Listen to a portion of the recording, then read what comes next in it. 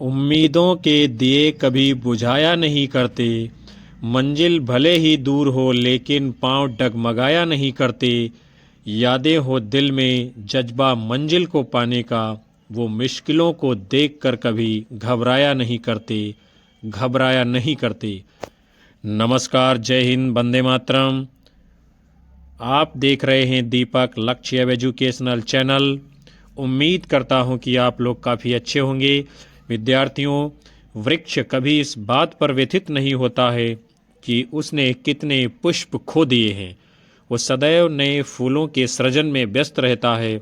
जीवन में कितना कुछ खो गया, इस पीड़ा को भूलकर क्या नया कर सकते हैं, इसी में जीवन की सार्थकता है। प्रतिभा, योग्यता, सफलता के बीज प्रत्येक मनुष्य में छुपे हुए हैं। बस जरूरत है उन्हें पुष्पित, पल्लवित और अंकुरित करने की।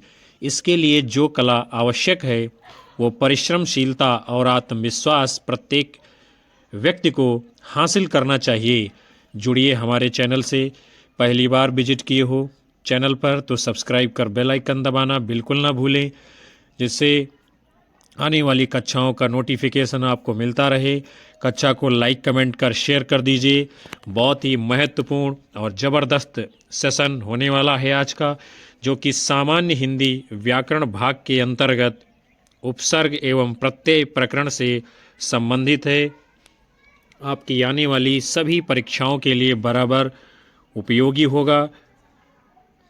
और आज का जो है पहला प्रश्न आपके सामने है।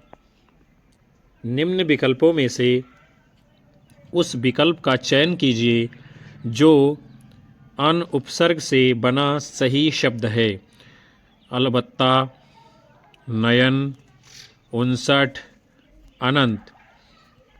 आप लोगों को अपना उत्तर करना है। इस प्रश्न का सोच समझ करके कौन सा शब्द ऐसा है जो अन उपसर्ग से बना है।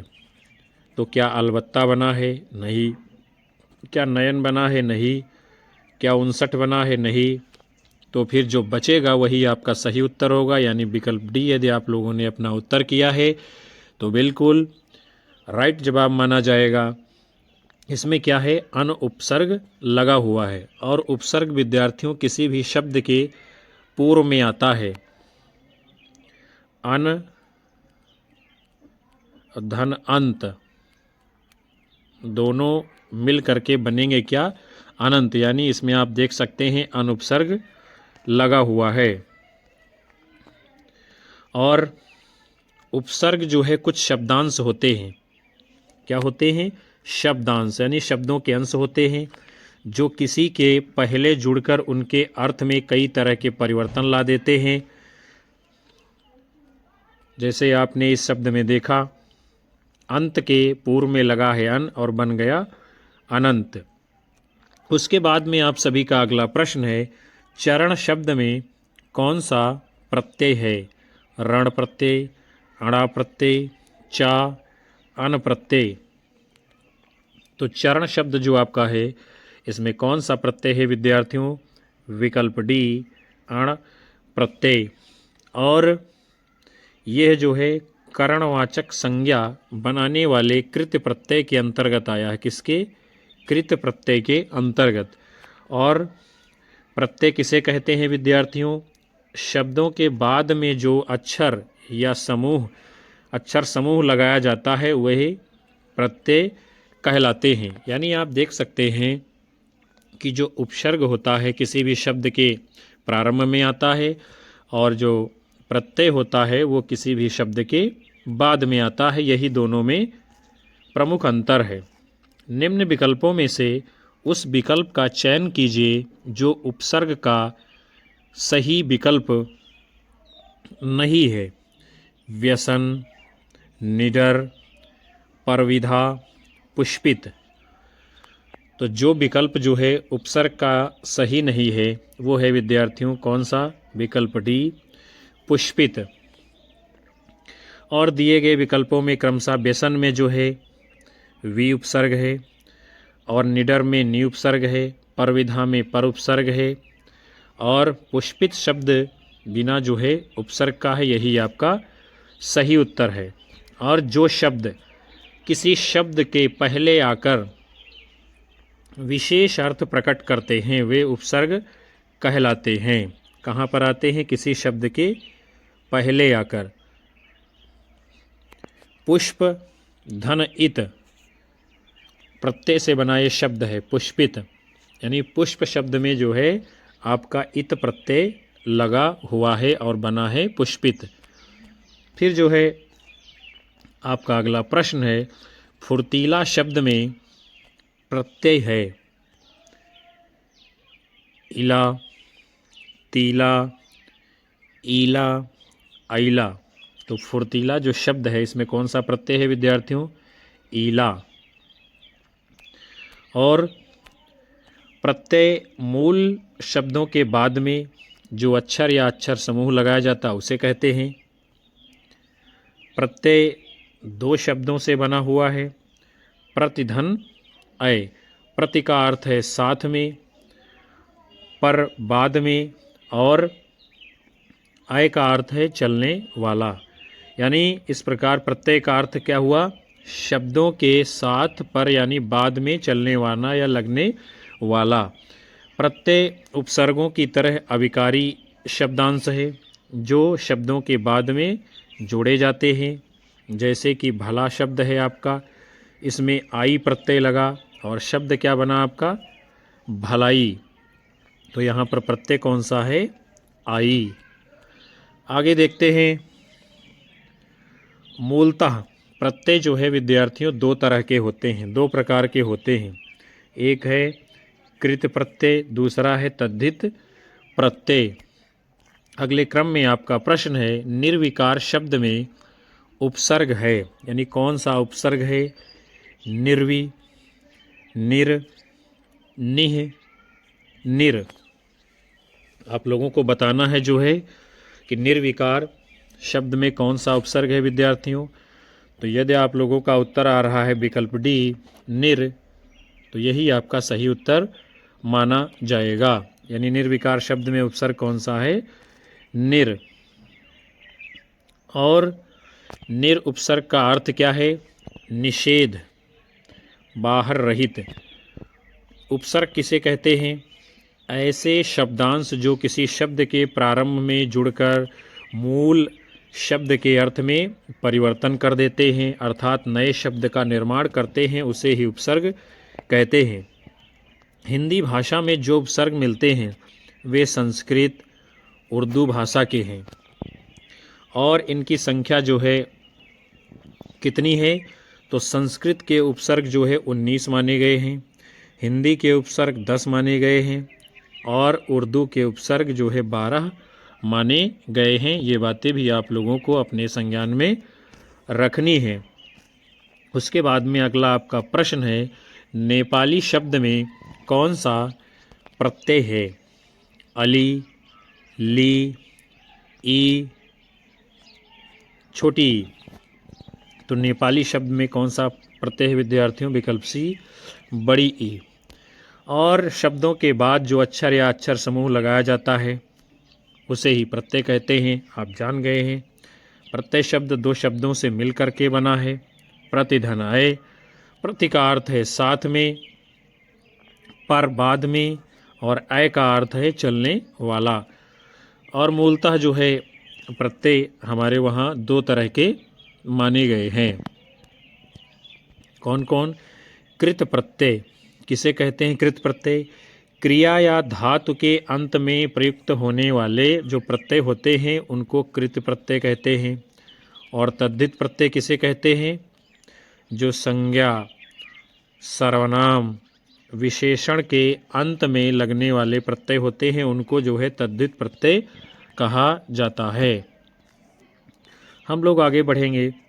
आपका प्रश्न है, निम्न विकल्पों में से उस विकल्प का चयन कीजिए जो प्रत्यय से बने शब्द का सही विकल्प नहीं है। धार्मिक, कुख्यात, पाठक, शालीनता। तो प्रत्यय से बना जो सही शब्द नहीं है आपका विकल्प बी, कुख्यात। फिर है क्या इसमें? जो आपका शब्द है विद्यार्थियों कुख्यात, तो इसमें जो है कु उपसर्ग लगा हुआ है। क्या है? कु उपसर्ग। और धार्मिक में इक प्रत्यय है, पाठक में अक प्रत्यय है, शालीनता में ता प्रत्यय लगा हुआ है। उसके उपरांत आपका अगला प्रश्न है, निम्न विकल्पों में से उस विकल्प का चयन कीजिए जो उपसर्ग से बने शब्द का सही विकल्प नहीं है। आरोग्य, दुर्जन, चटनी, पचरंगा। तो जो इनमें से उपसर्ग से बना हुआ सही शब्द नहीं है, आपका उत्तर है विकल्प सी, चटनी। और उपसर्ग उस शब्दांश या अव्यय को कहते हैं जो किसी शब्द के पहले आकर उसकी विशेषता को, अर्थ को प्रकट करता है। हम लोग आगे बढ़ेंगे। अगले क्रम में आपका प्रश्न है, अवघट शब्द में कौन सा उपसर्ग है? औ, औ, अव, ओ। तो जो शब्द है आपका अवघट, इसमें जो उपसर्ग लगा है विकल्प ए, औ। फिर जो है उपसर्गों की संख्या, तो यानी जो हमारे वहाँ संस्कृत के उपसर्ग हैं उनकी संख्या 19 है, हिंदी के उपसर्ग हैं जो उनकी संख्या 10 है, और जो उर्दू के उपसर्ग हैं उनकी संख्या कितनी है? 12। अगले क्रम में आपका प्रश्न है, एक में उपसर्ग का प्रयोग है, किसमें है? कुनकुना, कुदरत, कुढ़न, कुढ़ंग। तो जिसमें उपसर्ग का प्रयोग है इनमें से वो विकल्प है आपका उत्तर के रूप में डी, कुढ़ंग। यानी ढंग में जो है कु उपसर्ग लगा हुआ है। और आप देख रहे हैं कुनकुना में कु को अलग कर देंगे, नकुना बचेगा, कोई शब्द नहीं है। कुदरत का कु अलग कर देंगे, दरत बचेगा, दरत कोई शब्द नहीं है। कुढ़न में कु हटा देंगे, ढन बचेगा, ये भी कोई शब्द नहीं है, अर्थात जो है इसमें उपसर्ग नहीं है।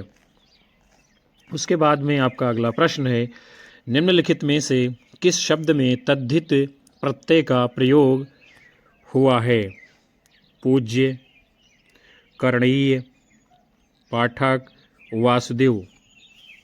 तो इनमें से जिस शब्द में तद्धित प्रत्यय का प्रयोग हुआ है वो विकल्प है आपका डी, वासुदेव। और पूज्य, यहाँ पर मूल शब्द जो है पूज एक क्रिया है, यानी पूज क्या है? क्रिया है, यानी धातु है जिसमें कृत प्रत्यय है, यानी या जुड़ने से शब्द बना है पूज्य। कृदंत शब्द कहा जाएगा। पाठक शब्द के अंत में अक प्रत्यय लगा हुआ है जो कि कृत प्रत्यय है, और पाठक पठ धातु से बना हुआ शब्द है, इसमें अक प्रत्यय हो गया। कर्णीय में ईय प्रत्यय लगाकर जो है कर्णीय शब्द बनाया गया है। उसके बाद में तद्धित प्रत्यय किसे कहते हैं?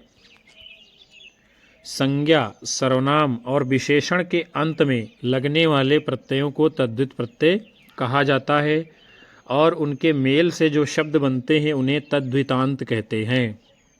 और कृत प्रत्यय धातु के साथ जुड़ते हैं, वे शब्द धातुओं के अंत में जुड़कर नए शब्दों की संरचना करते हैं, कृत प्रत्यय कहलाते हैं। और इनसे जो शब्द बनते हैं यानी कृत प्रत्यय से, उन्हें जो है कृदंत शब्द कहते हैं। जैसे लड़, धन आई, तो यानी लड़ना क्या है? ये धातु है, और आई प्रत्यय है, दोनों मिला करके क्या बनेगा? लड़ाई। फिर हम सभी लोग आगे बढ़ेंगे। आपका अगला प्रश्न है, निम्नलिखित में से किस शब्द में उपसर्ग नहीं लगा है? नपुंसक, समालोचना, अतिशय, दर्शन। तो इनमें से जिस शब्द में उपसर्ग नहीं लगा है वो शब्द है आपका विकल्प डी, दर्शन। और बाकी में जो है उपसर्ग लगा हुआ है। उपसर्ग जो शब्द है इसका अर्थ क्या है विद्यार्थियों? उप माने होता है समीप, और सर्ग का अर्थ है सृष्टि करना, यानी किसी शब्द के समीप आकर नया शब्द बनाना। और अतिशय शब्द में जो है अति उपसर्ग लगा हुआ है। समालोचना शब्द में सम उपसर्ग लगा हुआ है, और नपुंसक शब्द में जो है ना उपसर्ग लगा हुआ है। हम सभी लोग आगे बढ़ेंगे।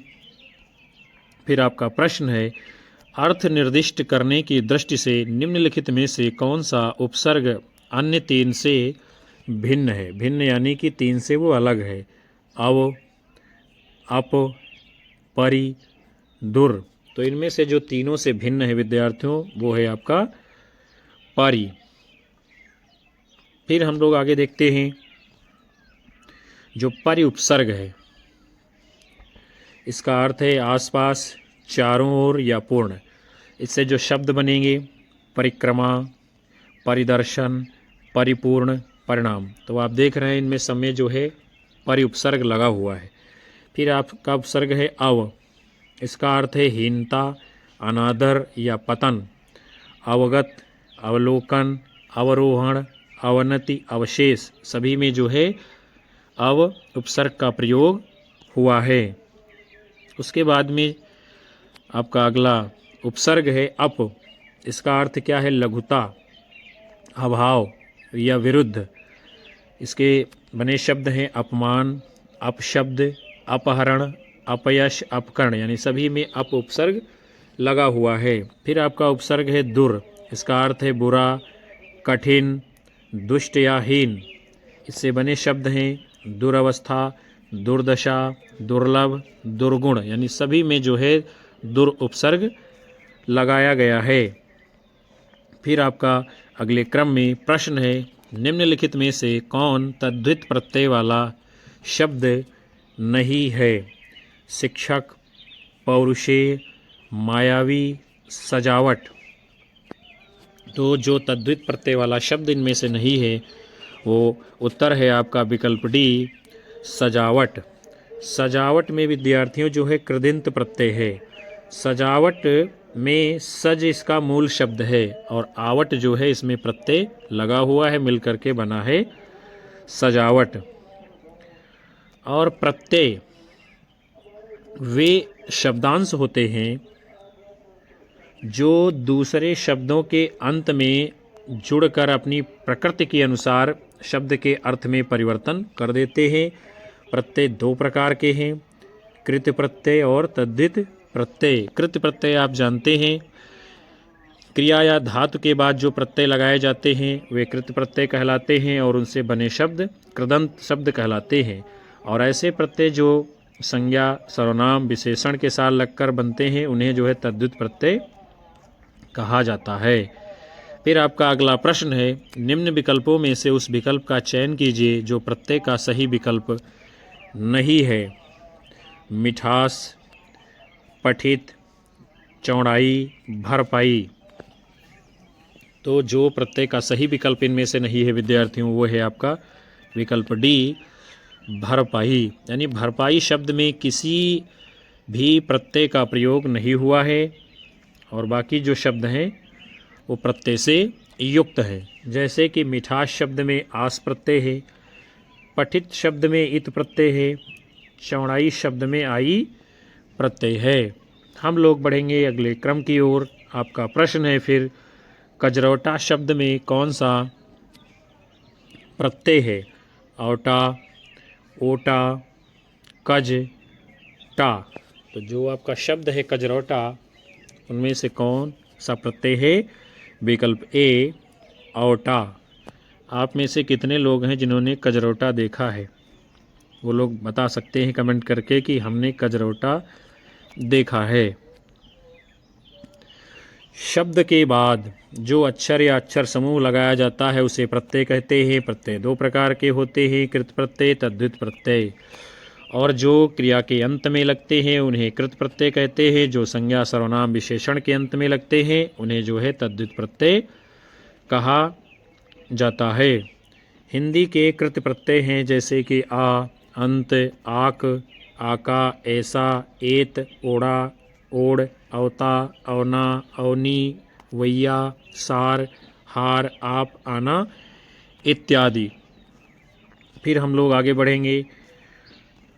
अगला प्रश्न है, निम्न विकल्पों में से उस विकल्प का चयन कीजिए जो प्रत्यय से बने शब्द का सही विकल्प नहीं है। चढ़ान, बैठा, कमसिन, ठकुराई। तो जो प्रत्यय से बना सही विकल्प नहीं है, आपका विकल्प सी है उत्तर के रूप में कमसिन।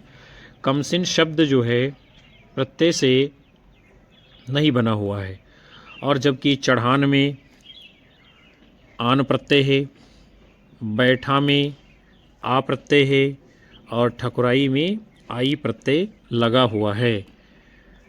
आपका अगला प्रश्न है, उजड़ना शब्द में कौन सा उपसर्ग है, उसे आप लोगों को बताना है। उ, उजड़, उज, ना। तो उजड़ना शब्द में कौन सा उपसर्ग है विद्यार्थियों? विकल्प ए उ। और उपसर्ग उस शब्दांश को कहते हैं जो किसी शब्द के पहले आकर उसका विशेष अर्थ प्रकट करता है। और उपसर्ग दो शब्दों से मिलकर बना है, उप और सर्ग, जिसका अर्थ है समीप में आकर के सृष्टि करना।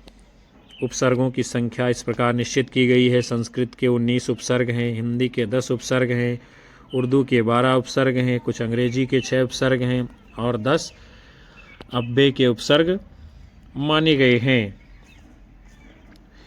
उसके बाद में आपका अगला प्रश्न है, निम्न विकल्पों में से उस विकल्प का चयन कीजिए जो उपसर्ग से बने शब्द का सही विकल्प नहीं है। निरंजन, दिखावा, प्रतिकूल, अतिरेक। तो जो उपसर्ग से बना हुआ सही शब्द नहीं है वो है आपका विकल्प बी, दिखावा। और बाकी निरंजन में जो है निर उपसर्ग है, प्रतिकूल शब्द में प्रति उपसर्ग है, अतिरेक शब्द में अति उपसर्ग लगा हुआ है। उसके बाद में आपका अगला प्रश्न है, निम्न विकल्पों में से उस विकल्प का आपको चयन करना है जो प्रत्यय से बने शब्द का सही विकल्प नहीं है। सपोला, कटौती, बैठा, तिरोभाव। तो जो प्रत्यय से बना हुआ शब्द इनमें से सही नहीं है वो शब्द है आपका विकल्प डी, तिरोभाव। हम लोग जो है आगे बढ़ेंगे। आपका अगला प्रश्न है, पालनहार शब्द में कौन सा प्रत्यय है? रा, आर, हार, नहर। तो शब्द दिया गया है आपका पालनहार, इसमें प्रत्यय कौन सा है? विकल्प सी, हार। इसी प्रकार आपके शब्द बनेंगे होनहार, खेवनहार, राखनहार, उपहार।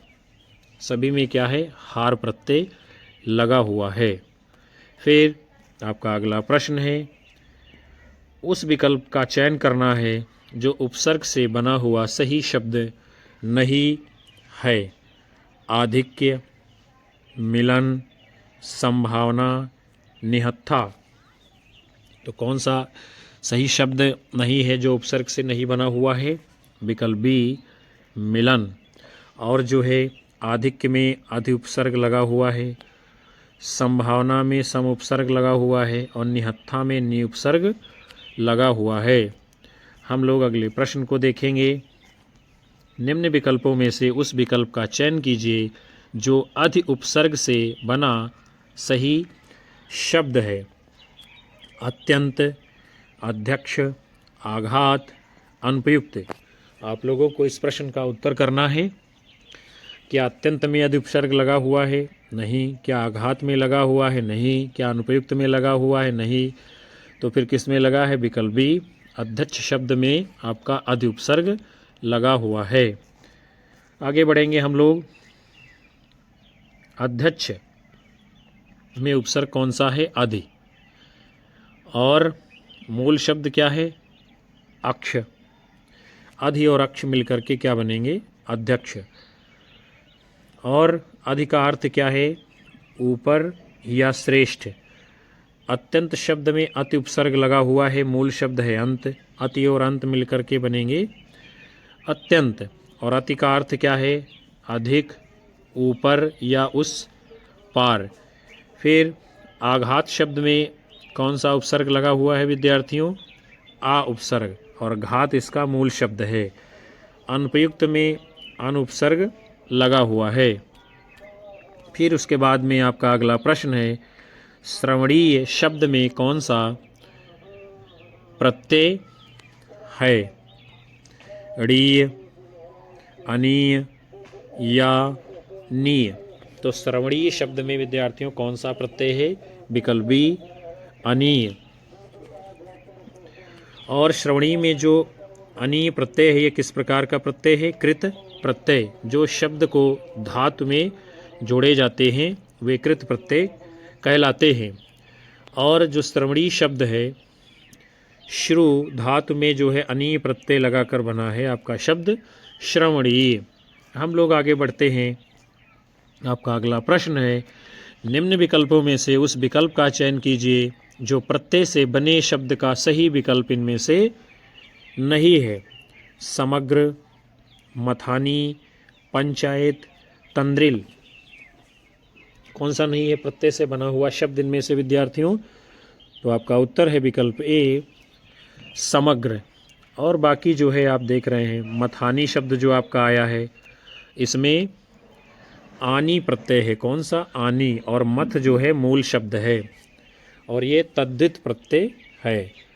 पंचायत शब्द में आयत प्रत्यय है। पंच इसका मूल शब्द है और ये भी तद्धित प्रत्यय है।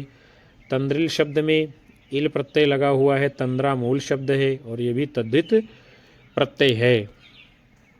और तद्धित प्रत्यय किसे कहते हैं विद्यार्थियों? वे प्रत्यय यानी ऐसे प्रत्यय जो धातु को छोड़कर अन्य शब्दों जैसे कि संज्ञा, सर्वनाम और विशेषण के रूप में जुड़ते हैं तद्धित प्रत्यय कहलाते हैं। और इनसे बने हुए शब्द जो है तद्धितांत शब्द कहलाते हैं। तो विद्यार्थियों आज के इस बहुत ही महत्वपूर्ण सत्र को हम यहीं पर समाप्त करेंगे, जिसके अंतर्गत आप लोगों ने सामान्य हिंदी व्याकरण भाग से जुड़े हुए प्रकरण, उपसर्ग और प्रत्यय से महत्वपूर्ण प्रश्नों की श्रृंखला को देखा है, जाना है, समझा है। मैं आशा करता हूं कि ये सत्र आपको पसंद आएगा और ये प्रश्न आपकी आने वाली विभिन्न परीक्षाओं में काम आएंगे। कक्षा को लाइक कीजिए, कमेंट करिए, ज़्यादा से ज़्यादा शेयर करते हुए अपने साथी मित्रों को हमारे चैनल से जोड़ते रहिए और हम आपको लगातार कक्षाएं देते रहेंगे। यही हमारे लिए ऊर्जा बनता है। आप लोगों का प्यार जो हमें प्राप्त होता है, हम आपको लगातार कक्षाएं दे पाते हैं। मिलेंगे आप सभी को पुनः अगले सेशन में। तब तक के लिए नमस्कार, जय हिंद, वंदे मातरम, बाय बाय, शुभ रात्रि विद्यार्थियों।